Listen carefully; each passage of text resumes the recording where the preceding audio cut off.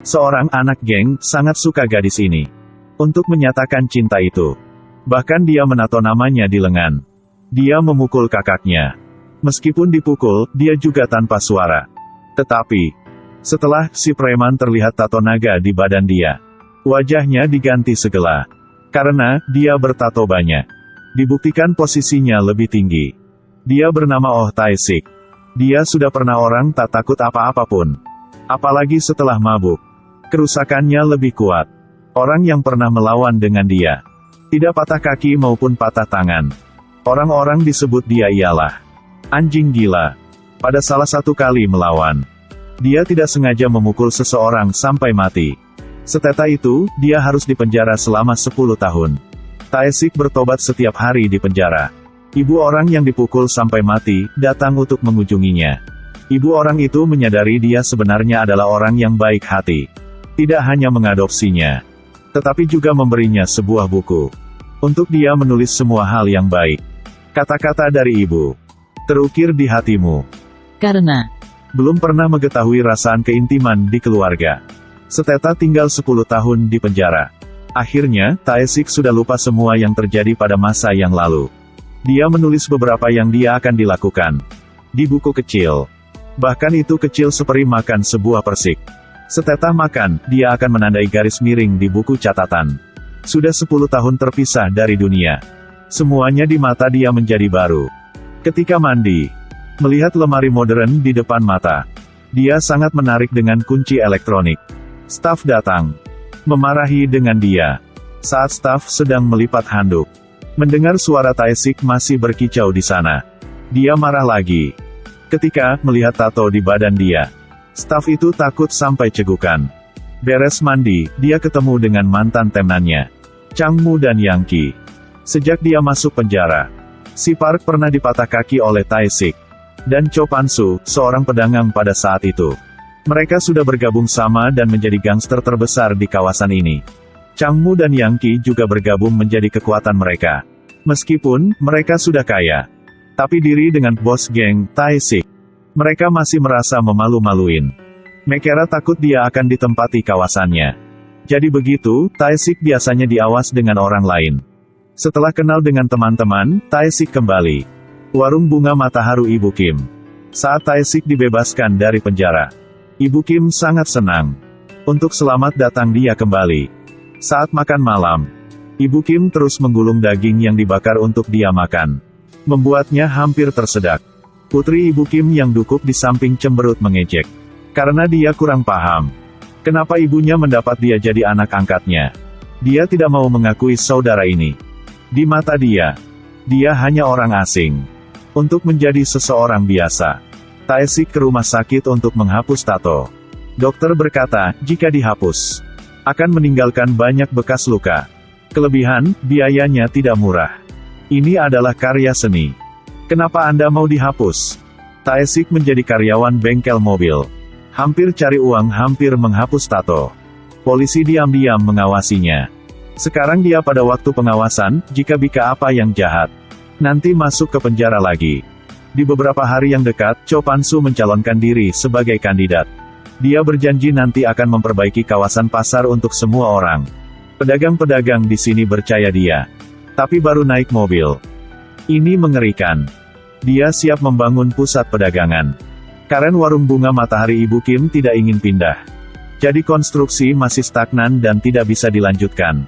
Dia panggil Changmu Yangki datang untuk rapat. Siapa bisa menyingkirkan Ibu Kim pindah warungnya? Nanti beri klub terbesar di kawasan ini untuk mengelola. Changmu tahu Tae-sik dan Ibu Kim berhubungan dekat. Jadi diam dan tidak ide apa-apapun. Ketika Yangki dengar Cho Pan-soo berkata, matanya lep cerah. Dia dan bawahan datang ke warung bunga Matahari.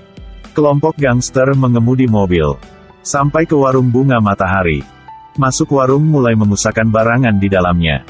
Tae-sik sedang makan, melihat ini, segera berdiri untuk menghentikan mereka. Saat ini, Yangki membuka tirai dan masuk. Kelihatan mantan bos berada di sini. Dia takut banget. Tae-sik melompat. Ambil kerahnya. Keluar. Ini warung ibu saya. Yangki berlari ke Changmu. Lalu dia sudah mengerti. Mengapa Changmu tidak bersaing dengannya saat itu? Dia sudah tahu Tae-sik tinggal di sana.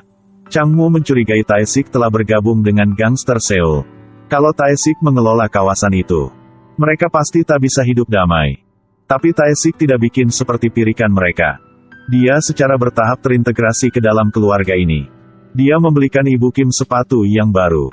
Setelah itu, dia memeluk ibu dengan hati. Sekaligus dia membelikan untuk putrinya satu MP4 berkamera. Dia juga mengajar adiknya pengetahuan matematika yang dia pelajari di penjara. Bertahap-tahan. Jarak antara dua orang menjadi mendekati. Mereka ke piknik bersama-sama. Men foto bersama. Dia juga menyanyi untuk kakaknya. Tae-sik berada di sini membuatkan mereka lebih senang. Dan sekaligus, dirinya sudah cari tujuan untuk hidupnya. Setelah itu, dia menulis semua tujuan pada buku kecil. Ujian kelulusan SMA. Menghadiri universitas yang sama dengan putri Ibu Kim. Sesuatu hari, Cho Pan-soo melewati warung bunga matahari. Melihat warungnya berada di sana, dia marah. Si Park berkata, Changmu dan Yang Ki tidak bisa menyingkirkan Ibu Kim. Karena warung ini ada Oh Tae-sik untuk menjaga. Cho Pan-soo dengar dan marah. Dia ialah raja di kawasan ini. Dia mencari Changmu dan Yang Ki. Tidak peduli kedua Anda memakai cara apa. Harus menyingkirkan rumah Ibu Kim kepindahan. Malam itu, si Park ketemu Tae-sik. Memberitahunya alur dari Cho Pan-soo. Setelah kasih menasihatinya, lebih baik dia mengantar keluarga pindah ke tempat yang lain.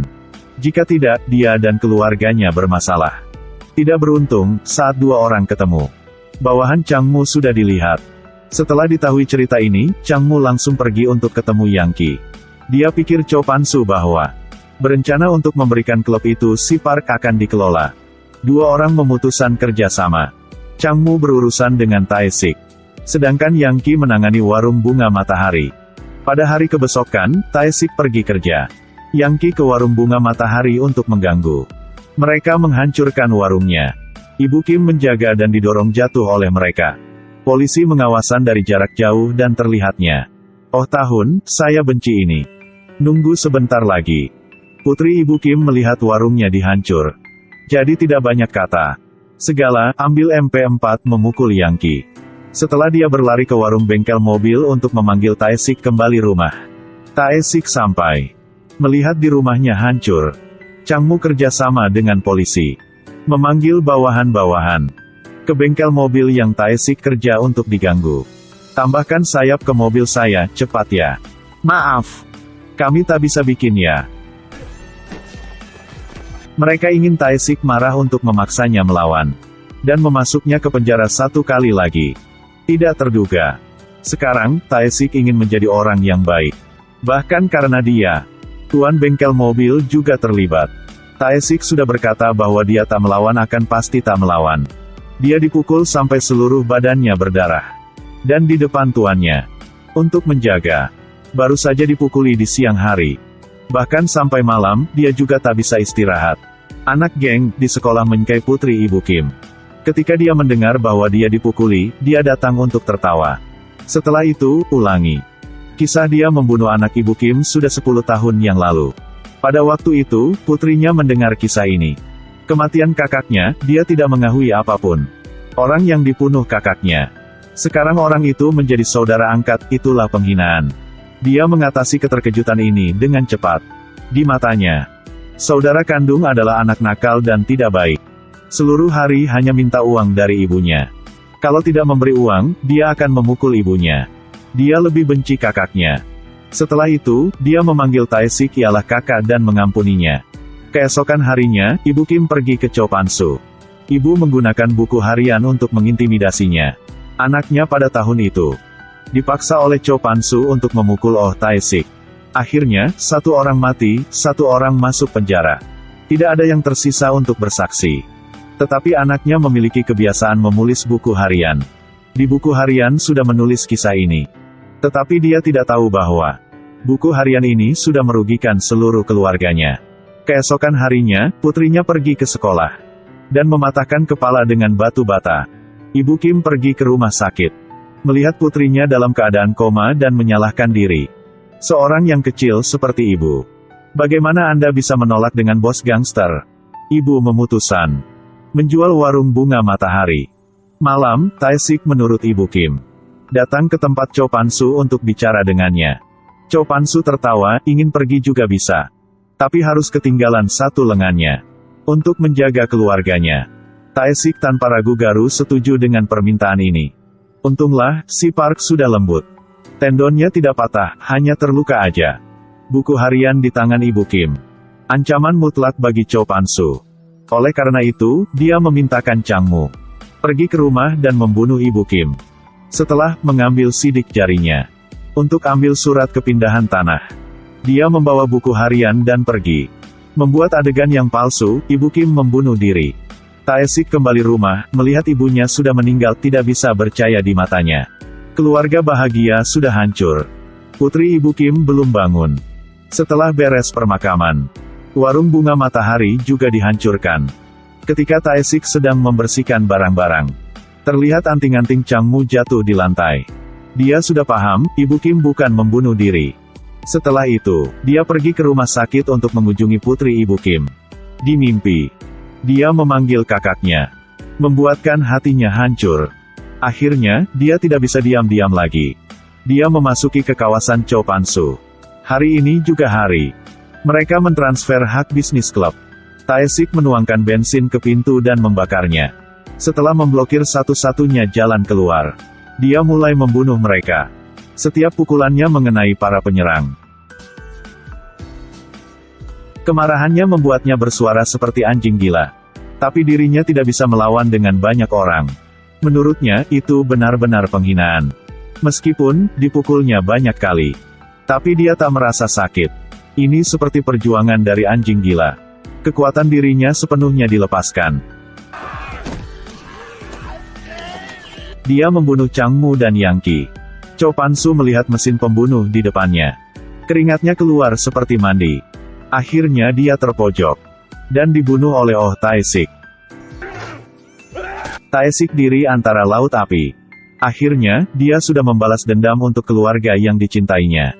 Orang-orang dikatakan bahwa memutar kepala adalah pantai. Tapi sebenarnya, sebagai seorang gangster, siapapun tak ingin jadi gitu. Nanti, putri Ibu Kim masuk universitas. Tetapi dibutuhnya selalu membawa buku kecil. Dia belajar dari Tae-sik. Menulis di buku apa yang dirinya ingin melakukan. Lelaki yang jahat sudah diganti. Satu hati ingin menghadap matahari, tapi mengapa begitu sulit? Buku harian ialah kehidupan. Adalah sisi jahat dari kepribadian manusia, dan juga orang-orang yang kesalahan. Ada semacam tragedi. Sebagai bunga matahari mekar pada malam. Ayo like dan share video itu ya. Nanti ketemu kalian pada video yang terus ya.